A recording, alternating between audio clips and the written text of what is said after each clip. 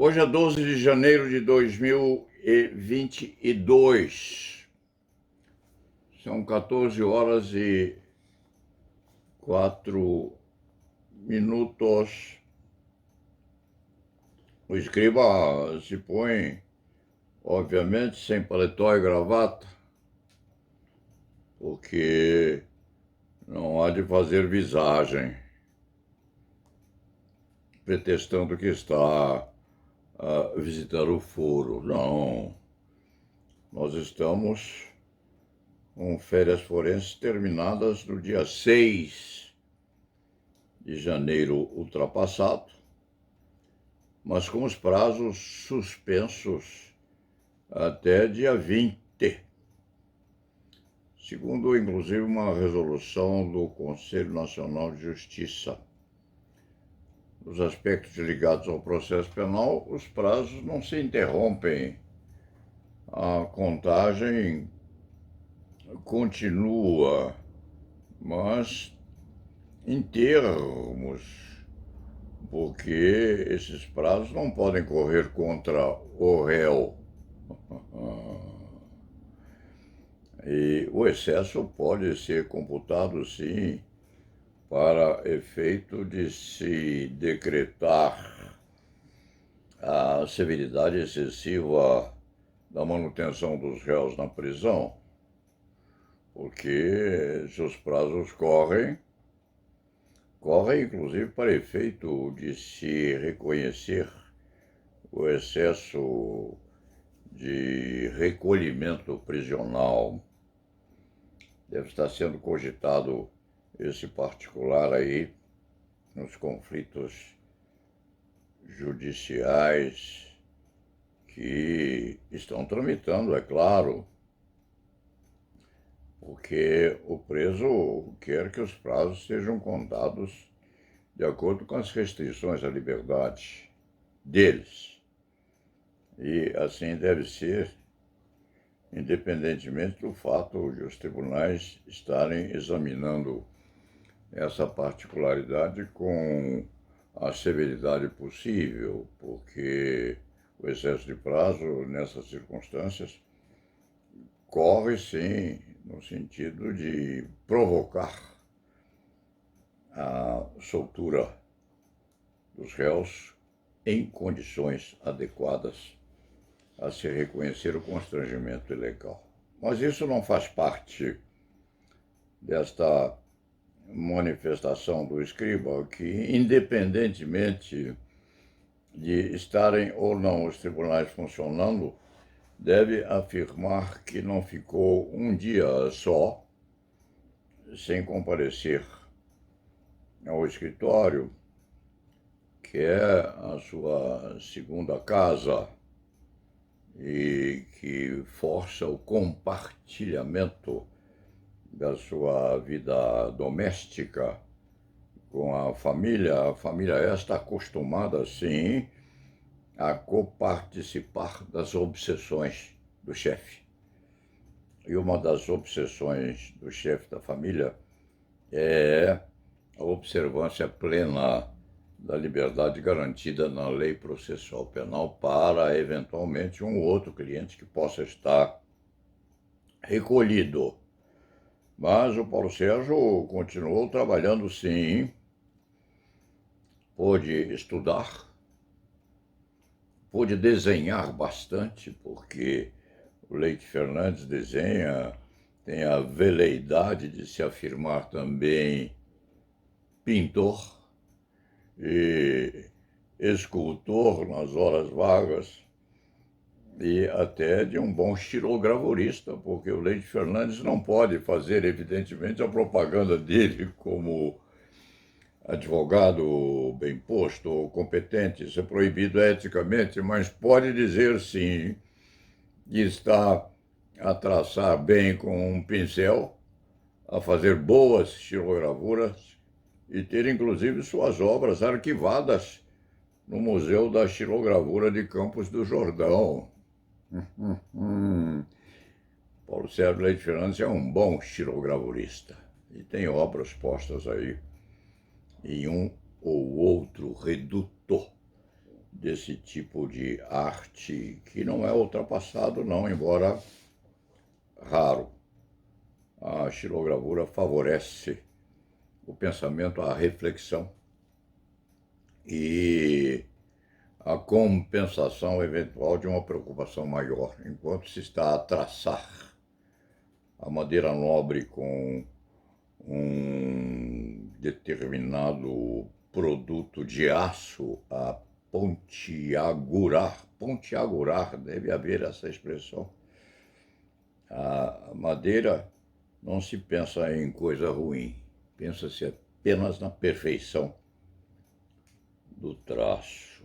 Dentro desse contexto já se vê que, embora a pandemia esteja a impedir que os prazos corram, o Leite Fernandes encontrou o tempo cheio para fazer as suas veleidades artísticas, inclusive para preparar as suas duas exposições, porque terminou também de escrever o romance chamado Joseph, o Cigano, cuja capa há de ser esta aqui. Joseph, o Cigano, foi desenhado pelo Leite Fernandes como lhe parece que deve ser aquele cigano que é um adivinhador, inclusive do futuro e do porvir das criaturas. Ultrapassada esta preliminar, é bom que o Leite Fernandes diga que numa das suas atividades, nesse entrecruzamento da pandemia, leu e anotou esta obra prefaciada por Drauzio Varela, História das Epidemias, cujo autor é Stefan Cunha Juvari. O Leite Fernandes deve dizer aos leitores que procurou o chamado pedigree intelectual de Stefan Cunha Juvari na internet, e ressalvado o fato de não ser muito experienciante dos mistérios da internet, o Leite Fernandes não encontrou o currículo de Stefan. Mas deve e precisa existir, porque este livro, História das Epidemias, é excelente. O Leite Fernandes terminou de fazer a apreciação sobre ele na madrugada deste dia 12, hoje é 12 de janeiro, precisamente às 4 horas. Pondo-se então a dormitar um pouco a fim de se preparar para o dia de hoje, que é um dia comprido, um dia degustado, sim, na apreciação da vida, porque é maravilhoso estar-se vivo e razoavelmente lúcido, como querem alguns. A propósito, o Leite Fernandes, dia desses, levou um susto muito grande, porque vive e continua pressionado com Alzheimer. Alzheimer é a palavra da moda para quem está em processo de preparação para a antiguidade. Alzheimer é um doente que invade a nossa consciência, sim. E o Paulo Sérgio entrou numa padaria ou coisa que avalha, que existe na esquina da sua residência, e adquirir uma outra guloseima para o enfrentamento melhor do fim de semana, e levou um susto porque não reconhecia mais coisa alguma.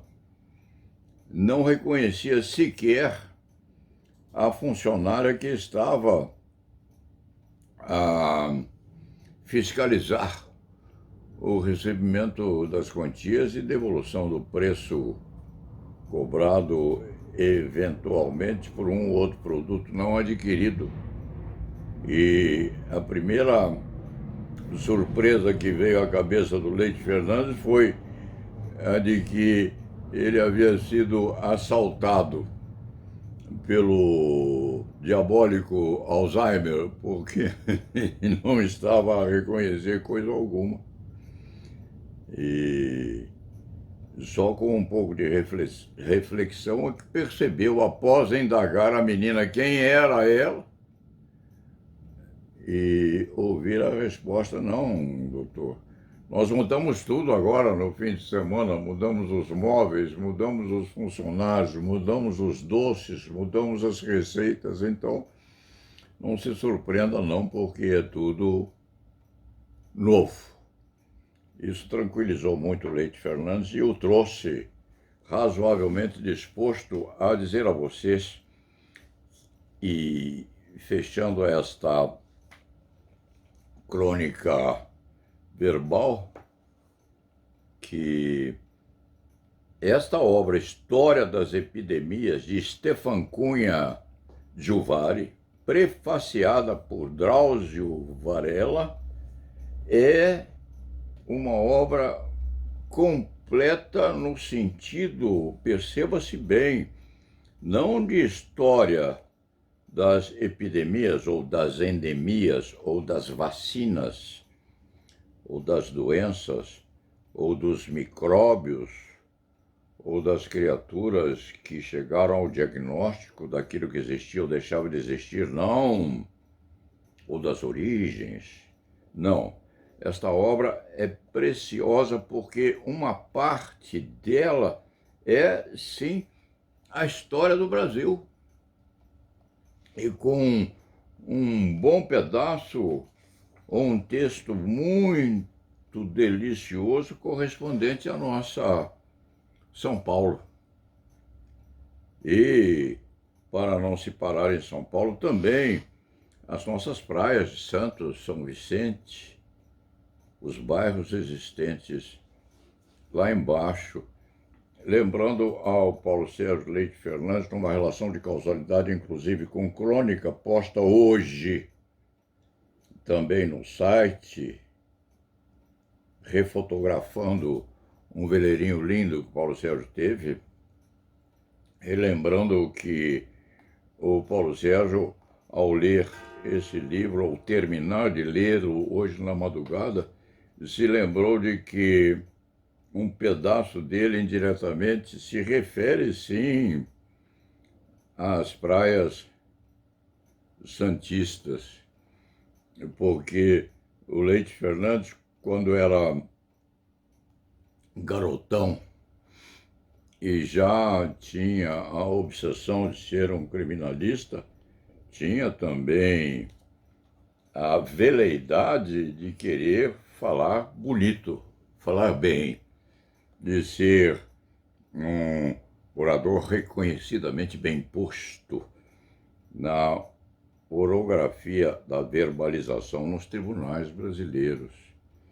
Então, a primeira coisa que Paulo Sérgio quis fazer foi um concurso de oratória na Faculdade de Direito. Havia, sim, um concurso de oratória, a saber, qual seria o aluno vencedor para representar o corpo discente, como acontece em outras faculdades do país, no Lago de São Francisco, no Rio de Janeiro e em outros institutos universitários existentes por aí. Então, o Leite Fernandes concorreu, sim, com outros candidatos igualmente, ou melhor até, situados. E aquele concurso de oratória era terrível, porque um velho professor, que era o presidente da comissão examinadora, tinha um saquinho de viluto. Dentro do saquinho havia um monte de bilhetes fechados, contendo cada qual um tema a ser sorteado. O candidato era chamado, levantava-se, enfiava a mão no saquinho, pegava um daqueles envelopes fechados, dirigia-se à tribuna e tinha apenas 1 minuto para pensar sobre o tema escrito lá dentro. E depois devia fazer uma oração, no mínimo de 5 minutos, respeitante aquele verbete encontrado. Uma coisa satanicamente sofisticada e complicada. E o Leite Fernandes estava paramentado, paletó, gravata, barba recém-feita, cabelo penteado. Dirigiu-se à tribuna, abriu o saquinho, pegou um pedacinho de papel dobrado, foi à tribuna e leu o que estava escrito ali. Estava escrito: o garrafão do Jabaquara. Que o Leite Fernandes perdeu o concurso porque, não sabendo o que dizer, começou a fazer uma digressão sobre as várias virtudes da aguardente fabricada num dos alcoches colocados na vizinhança da faculdade. Pensou que era alguma bebida alcoólica, não era, porque, e se verá que tem ligação esse tema com o livro cujas virtudes o Paulo Sérgio Leite Fernandes acaba de começar a descrever, porque o garrafão do Jabaquara era, sim, um reduto, um cercado, cuja entrada era afunilada, onde se mantinham presos os escravos e negros fugidos ou trazidos da África para o desenvolvimento da escravidão no Brasil.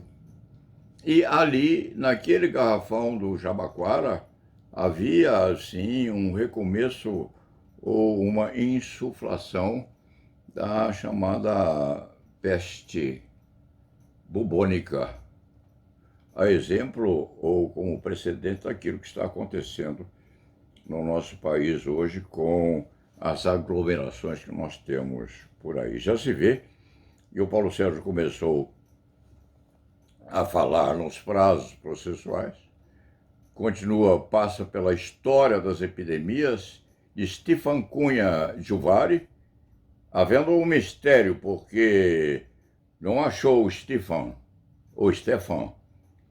na bibliografia retratada na internet, só viu embaixo o prefácio de Drauzio Varela, fazendo, sim, uma apresentação muito bem posta, e o outro desconhecido por este profundo curioso na literatura brasileira e na competência dos nossos intelectuais, dos quais Drauzio é, com certeza absoluta, um expositor muitíssimo bem posto e recomendando um livro que vale a pena ser lido. Aqui existe, sim, a história das epidemias, das várias toxinas descobertas no exercício das atividades medicamentosas. Existe um pedaço da história do Brasil. Existe a descrição de vários bairros aqui da São Paulo antiga, dos nossos cemitérios, aqui em São Paulo, onde eram postos, como eram previstos, fora dos bairros. Isso dá ao Paulo Sérgio uma surpresa muito grande, porque mora perto do Cemitério da Consolação, que fica nas proximidades de um bairro dito Granfino, aqui nessa capital de São Paulo. Portanto, o Paulo Sérgio Leite Fernandes, hoje, às 4 horas da manhã, estava revendo Stefan Cunha Gilvari, cujos antecedentes não consegue saber quais são. É preciso que se os diga para os obsessivos curiosos, como este antigo ledor é. Paulo Sérgio está muito curioso respeitante a isso. Quanto ao resto, recomendo assim e que a leitura seja feita, relembrando hoje com uma certa dose de ironia, mas com muita tristeza por não ter ganho aquele concurso de oratório, que o Garrafão do Jabaquara, tema sorteado naquele concurso, tinha ligação, sim, inclusive, com as epidemias hoje trespassadas no nosso país. E lá na Veval.